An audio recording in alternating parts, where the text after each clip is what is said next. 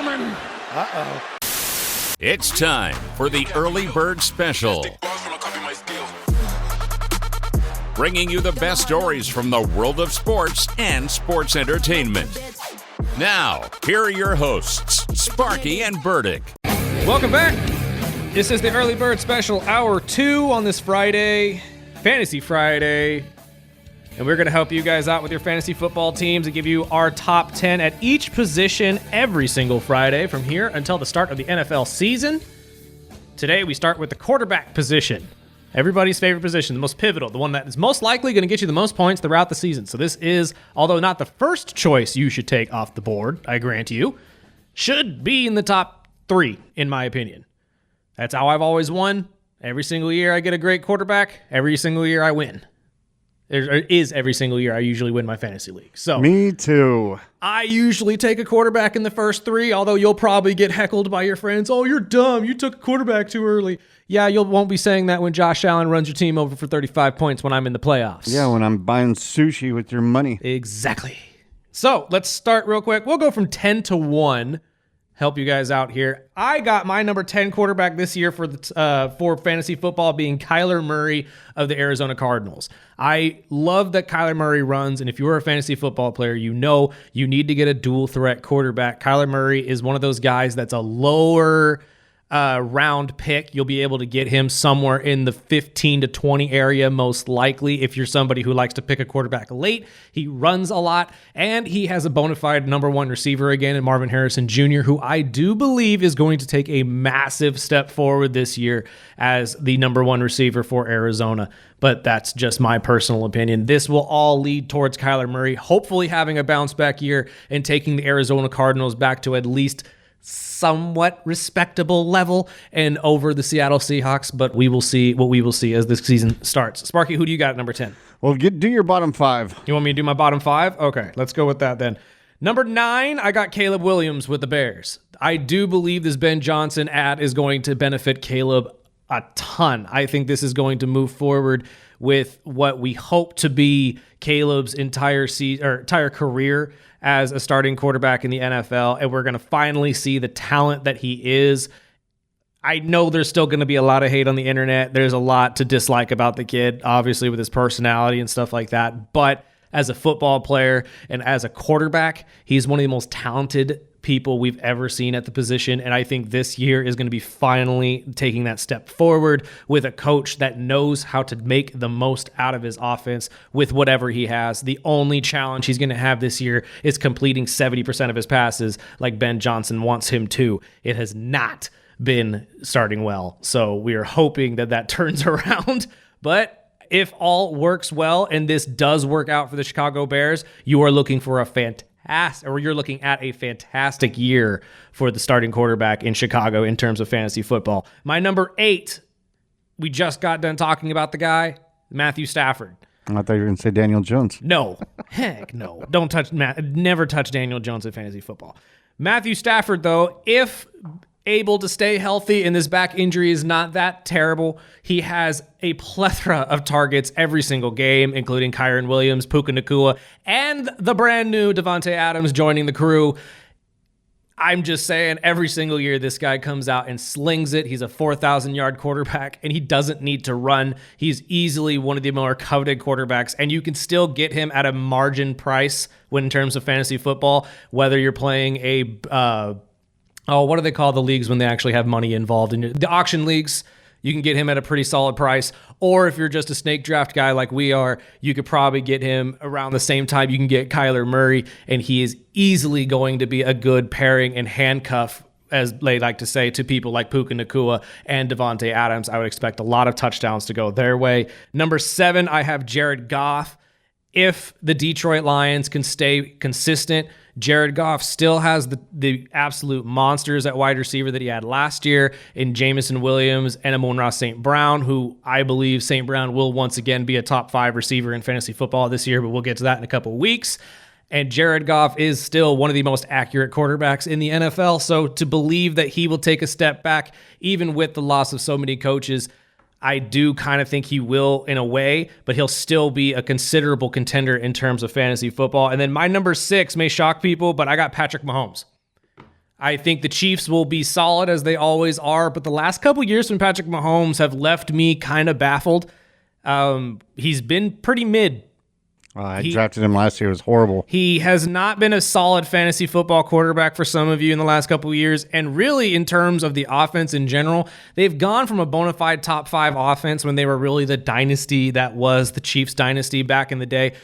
They have turned into a middle ground offense and a more defensive-minded team in Kansas City. So it has really turned into a rough going for fantasy football people who love Patrick Mahomes, although still one of the top quarterbacks in the league and will still get you about 20 to 30 points a week. I wouldn't necessarily put him in my top 5 of quarterbacks to covet, though, this year going into 2025. That's a good list.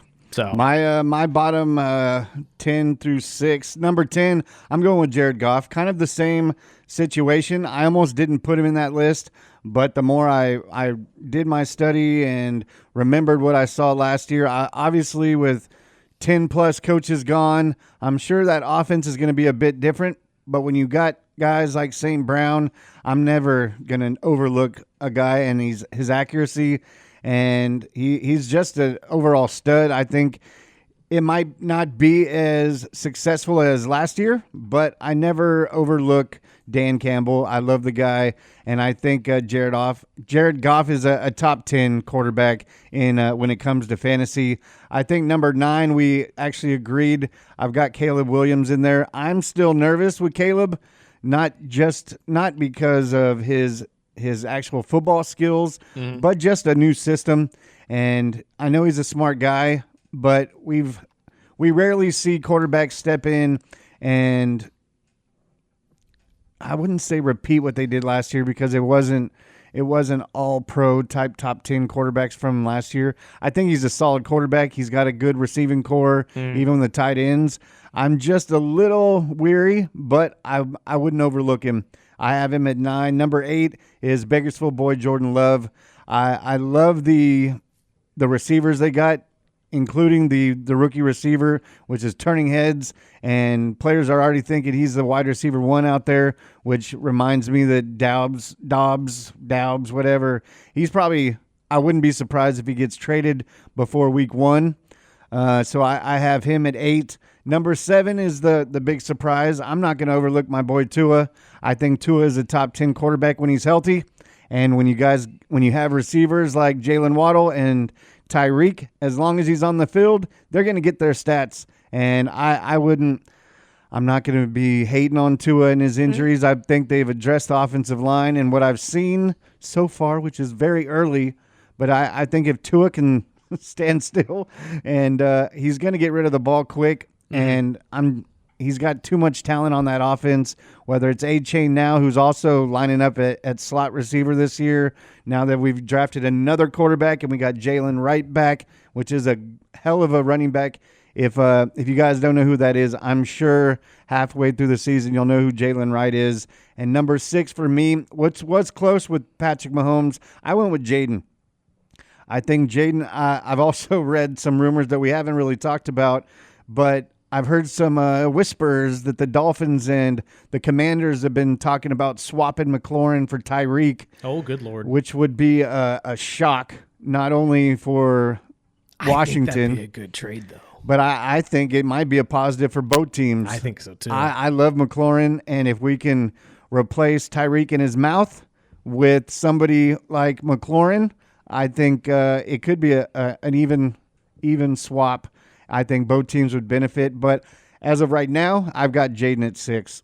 Honestly, Jaden at 6 doesn't surprise me, and I'll get to that when we get to our top 5s because I'll explain where I have Jaden as well. But my only concern when it comes to Tua and Caleb, and I'll even say this when it comes to my number 9 pick, is the decision-making part of it, right? I think that if both of those guys can, like you said, learn to sit in a pocket and actually dominate from that part of their game, use their scrambling ability more like Russell Wilson does to just buy a little bit more time to throw the ball, not necessarily look to make a play, then we will see more of a beneficial side for people like Tua, especially because, again, you have to keep him upright. One hard hit, much like I said with Matthew Stafford, we might be in trouble. and that's not something you want to see in terms of your starting quarterback. But and this is the first time I didn't put Stafford in my top 10, and that is just because of the injuries, because that receiving core over there in L.A. Well, the offense in general. If you got Puka, you got Kyren signed up now Right. for a couple more years. Higbee's always been a problem. Higbee's good. You've got there's another receiver I always misplace, and you brought in Devontae, which what I saw in camp yesterday, I mean, he's looking like the old school Devontae Adams. So it's just that one hit from Stafford and that back injury. I mean, anybody that played quarterback, with a bad back, that is tough, and it is a long season. It's almost impossible, to be honest with you. I know he's tough enough to do it, but I just worry that Matthew Stafford takes one bad hit, especially on that blind side, and we're not seeing him get up very quickly. And now your entire season as an LA Rams fan, yeah, we've seen what the team looks Jimmy like. G jerseys. And we've seen what the team looks like with Jimmy G at the helm. Do you want to hit our sleeper picks real quick before we get over break? Or you want to wait on that? You want to throw in one sleeper? I'll throw in one sleeper. My main sleeper of the year, Sparky has him in his top 10. I picked Jordan Love. I think Jordan is a fantastic quarterback and is a gunslinger. And much like Matthew Stafford, he racks up a lot of yards and a lot of touchdowns because of just the balls that he's able to throw. My only issue with Jordan, though, is the amount of interceptions that he throws at the same time. If you're in a league that penalizes interceptions and turnovers just as much as they reward touchdowns, Jordan Love is just as much of a cancer as he is a benefit. So that's why I say he's a sleeper pick, because depending on what type of league you're in, whether it's PPR or something that's really just your friend kind of made it and set the stats himself, you should really figure that out before you draft somebody like Jordan, because he could really hurt you at the quarterback position just as much as he can help. Yeah, and I know in our league you get 6 points for the touchdown, but you also lose 2 for the interceptions. Exactly, and I know you a lot lose of 1 leagues for the sacks. Well, and I know a lot of leagues that will give you full credit, 6 points for the touchdown, but that you lose 4 to 5 points for an interception. Like it really just depends on how your league owner really made it. So I would look out for that before picking Jordan. And one of my 3 sleepers, I'll just get it out of the way because I can't believe I'm even saying it, but I'm going to say Drake May. I am not a Patriot fan by far, but I do like Mike Vrabel. I do like what they're bringing to the Patriots. I think the Patriots are going to be a little over a 500 team in the first year. I think that defense is always going to be here. It's going to be a studly defense. I think Drake May is a sleeper because I think if he steps up into the position, as we've seen little spots of him being a straight good quarterback, I think Drake May, with whether it's Diggs or what's the other guy? Rasul Douglas. Yes, Douglas. I mean, he's always a sleeper too. But I think if he can take that step forward, I think Drake May could definitely be one of those sleepers you can get really, really late in the draft and could surprise some people. I almost put him in my sleeper picks. The only reason I didn't is because I felt the other 2 I had there have a higher chance of that exact thing happening. I agree with you. I think the New England Patriots are poised to have a really good season this year, especially with how easy your schedule is. But it is going to be one of those situations where you have to trust that a guy like Drake May can fill a void that Tom Brady left. Because again, now I realize, we're still tying back to the GOAT here, but the coaches you have coming in were Tom's coaches too.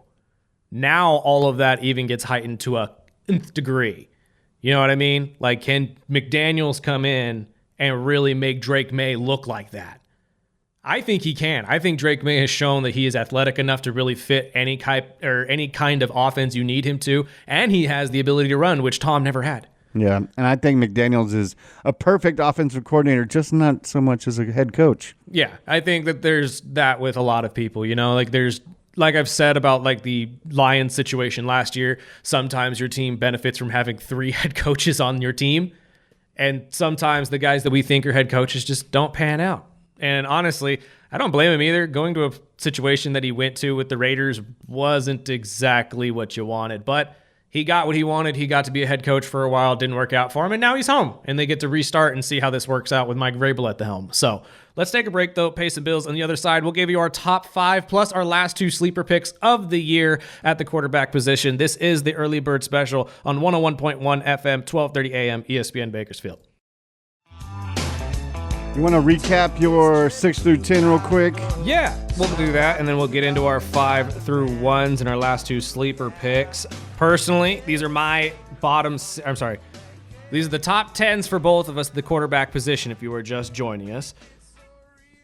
From 10 to 6, I had Kyler Murray, Caleb Williams, Matthew Stafford, Jared Goff, and Patrick Mahomes as the 6 through 10 for the fantasy football quarterbacks of the year. And then the one sleeper pick I've given you so far was Jordan Love.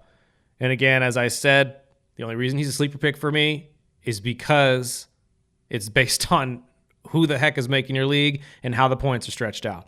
If you don't have a lot of points for turnovers and interceptions, Jordan immediately bumps up into the top 10 for me because he racks up touchdowns, he racks up yards like no one else can, and he's a bona fide top 10 quarterback in the NFL. Yeah, if you're not losing points for interceptions. Yeah, if you're not losing too many points for interceptions and fumbles. And that could change this year. That really could. He's been developing his game. He's been working. I know he got married too. Good on you. Congratulations. I'm just saying. Yeah, so did Aaron Rodgers. Well, Aaron was the shocker though, right? I don't know if anybody was ever going to tie that man down. He had Olivia Munn at one point. Good for him. Anyways, and then go ahead and run yours down, my friend. Mine was starting at 10, Jared Goff, Caleb Williams, Jordan Love, Tua, and Jaden Daniels. My sleeper was Drake May. I've got 2 more. He was my second of 3, but I think the Tua thing, as long as he can stay healthy, and I think Miami has at least tried over the last 2 years to build that offensive line, but in a fantasy way, I mean, he puts up points. He does. He absolutely does. And you're right. When it comes down to having wide receivers like Tyreek Hill and Jalen Waddle across from you, makes it easy. It really, really does, especially when all you have to do is have them run cross routes and just run away from people. Exactly. That's what I'm thinking Trevor Lawrence does with Travis Hunter this year. And I'm hoping he learned to throw the damn ball away. That is, again, decision-making, right? That's what I was talking about before we went to break. That's the big thing that's going to hinder a lot of these guys like Tua and Caleb Williams specifically, because I'm not going to lie, when it came down to decision-making, at least protecting themselves decision-making, both of those guys are at the bottom of the barrel when it comes to having the top-tier decision-making in that area. So let's go down top 5 here real quick. Number 5 for me, I got Baker Mayfield. I think Tampa Bay goes up against a very, very weak division. They have a very solid schedule looking in front of them. And plus, what we just talked about when it comes to guys like Matthew Stafford having weapons, let's not forget Baker has 2 of the best wide receivers in the game with Mike Evans and Chris Godwin. And they have been bona fide studs in fantasy football every single year because Baker's been throwing them the ball. And obviously when Tom was there too, I know that too, but it is what it is. Right now, Baker Mayfield is the one that is leading the helm. And I think everybody really is kind of believing that Tampa Bay takes a step forward in the offensive game this year, especially in the run game, because they couldn't really find a suitable running back to help them out last year. I think they found it this year with Bucky. So we'll see what happens going forward. But I got Baker at 5. Who do you got? My number 5 was Patrick Mahomes. Is it really? I went back and forth with him and Jaden at 5 and 6, but it's Mahomes, so I had to give him, I drafted him last year and I paid the price for it. I ended up getting 3rd instead of what I wanted, obviously. I got my money back, so I played for free, but I would think that just his intelligence, his football skills should, and I'm just saying should, at least be better than what he was last year in fantasy. You're right. Theoretically, it should, although he'll most likely be starting the year without his number 1 receiver, and hopefully Worthy will be healthy enough to play. But we'll see what happens when it comes to Kansas City. Who is his number 1 receiver? Rashee Rice. Is it? Yeah. Oh, yeah. 100%. Because those packages they run, I don't know if it's Worthy sometimes. Sometimes it's Hollywood Brown. Sometimes, I just think it's Patrick Mahomes, so I'm going to give him the opportunity, or give him at least the Benefit of the doubt. the benefit that he could be a top 5 quarterback. Absolutely fair. But I'm still nervous. It's Patrick Mahomes. Like you said, he's always going to be a top 5 quarterback regardless of who he has across from him. Plus, the name we haven't said yet, but no one else can get out of their head, Travis Kelce. Still a top 5 tight end, really. Unless this year he takes a major step back, and then we're going to be talking about a retirement, to be honest with you. But that will be, that's a bridge we'll cross when the season begins. My number 4, I got CJ Stroud. I think CJ didn't take a step back last year like most sophomores do, although it didn't exactly get him a lot of limelight because the Texans were still kind of in that mid-range, not really a Super Bowl contender just yet area. And the wide receivers that we thought he was going to have benefiting his game, like Diggs and Romeo Dobbs and all these other guys, there's a lot of injuries in that area. I think they fixed that this year, and the Houston Texans move forward with C.J. Stroud looking even more elite than he did in his rookie season. My number 4 was Jalen. He should be in the top 3, but I'm going to leave him at 4 just because he's a top 5 quarterback. Either way you look at it, his receivers, he's got a ton of receivers, ton of outlets, and he runs. And it benefits when you have Saquon Barkley behind you. And the tush push. Yeah, exactly. And honestly, he's going to benefit from a lot of touchdowns from the tush push until that play is inevitably pushed out of football or, everybody figures out a way to stop it. But that's why I'm glad you have him at 4 because I have him at 3. I genuinely believe he is one of the best running quarterbacks too. And just racking up points in terms of fantasy football, he does that very, very well. The only times that he didn't last year were the games where he got hurt and he had to leave.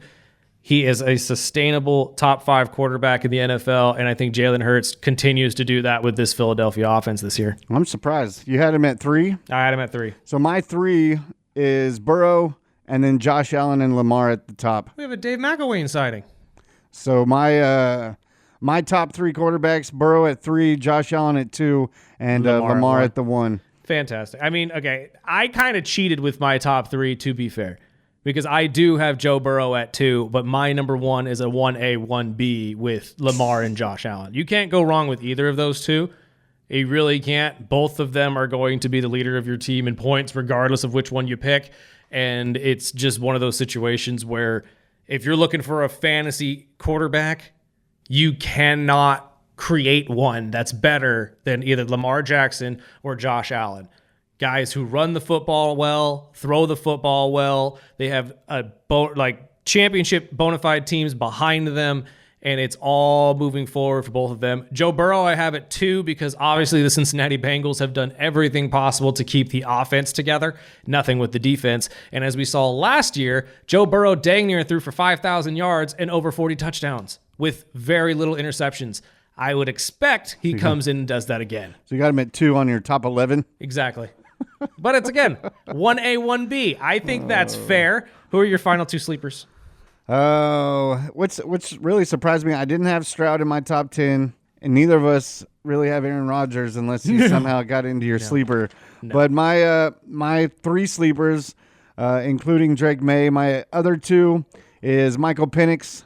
I'm on the fence with Penix. I know what we saw out of him, and I know the stats didn't jump off the board, but I think a full offseason and obviously the team behind him, I think it's he's got the opportunity. So I'm going to put him in my sleeper. I'm not banking that he is going to shock the world and be a top 5 quarterback like I've heard other fantasy shows talk about. But I'm keeping an eye on Penix. I like the offense over there in Atlanta. And my other one was Bo Nix. I think Bo Nix could be a stud, and I like that.